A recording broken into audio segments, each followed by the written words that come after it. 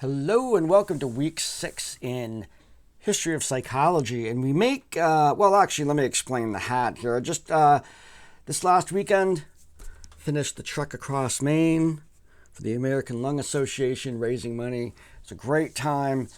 Long 3-day bike ride, and I am still recovering from that.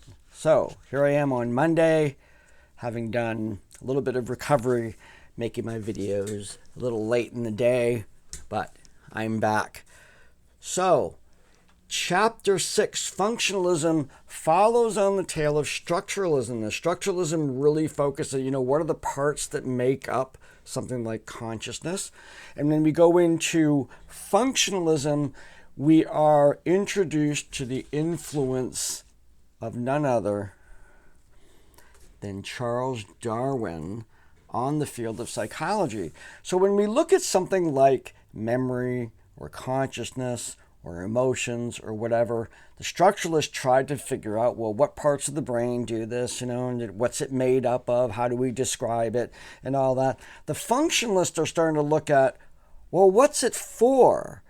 And the profound impact of Darwin makes itself known. This is basically these ideas coming together and producing this extremely fruitful and continuingly influential perspective in psychology. And that is, sure, it's great to know why, it's great to know how we make memories, but why do we make memories? And the prevailing psychological theory relates it to survival. Any aspect of our abilities, mental abilities and whatnot, must have come about because they gave our species an advantage in terms of natural selection.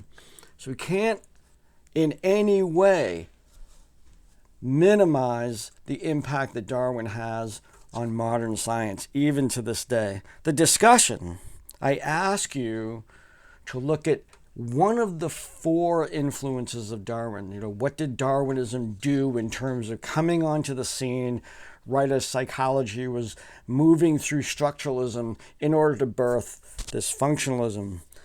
First, because of evolution as it's described within Origin of Species, we were able to then take the notion that if we look at less evolved animals, we could maybe make some assumptions about more evolved animals. And comparative psychology was born. That's the first way in which Darwin. The next, looking at the function of consciousness, kind of what I talked about at the beginning, versus the structure of consciousness.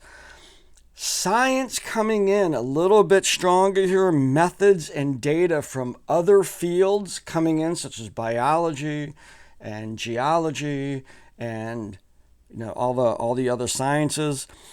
And the diving in, not that it wasn't there before, but diving in to the notion of individual differences. In the view of Darwinism, individual differences and the relative ability for that individual to adapt collectively led to the evolution of our species. So, individual differences were very much the rage, an explosion of people wanting to know how intelligent they were, how fast they were, what their reaction times were, how many things can they remember. All of these things, these capacities, just measuring how we're different from one another. Pick one of those and describe how it currently impacts the field of psychology. Come up with some stuff there. The chapter quiz actually goes on. I picked this one. It's kind of like it's part of this history. It's part of a philosophy, and it's this notion that sort of personally irritates me, and that is the law of parsimony.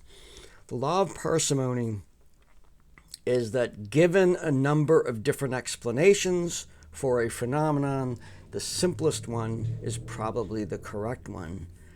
Now, I profoundly do not believe that this is true. Nonetheless, it is a guiding force toward understanding phenomena. Because when we come up with a theory, let's say we go with the simplest theory, but it proves to be wrong, we can then make a more complex argument and we move that way.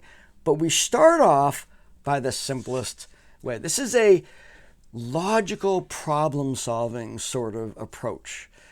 If you call computer techs, for example, they will go through the most common and basic and probable reasons for your problem. The same with mechanics. The engine light comes on, and what we think is my engine block has detached and it's about to fall out of the car. They look at that and say, probably the gas cap that hasn't been put on. The simplest solution is probably the one that is the correct one. I want you to be creative, and of course I've given my opinion. I think that there's ways in which this can work and not work. I want you to write that out, right? How can this perspective be helpful or hindering on the advancement of science, in particular psychology?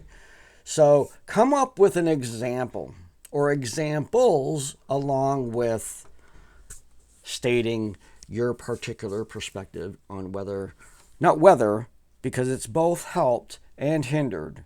So it's both, not like nature, nurture, both. Helped, hindered. How did it do that? And provide some examples from your own readings and whatnot in psychology where that might have happened. You might even look some stuff up. Who knows what you'll find? Okay, so that's this week's work. We continue along here. Great weather this week. This week I will be leaving on vacation on Thursday, and I will be gone for the weekend. So you will be, for the most part, on your own. I still sneak away and check every once in a while, but I probably won't have my laptop, so I'll be limited to phone.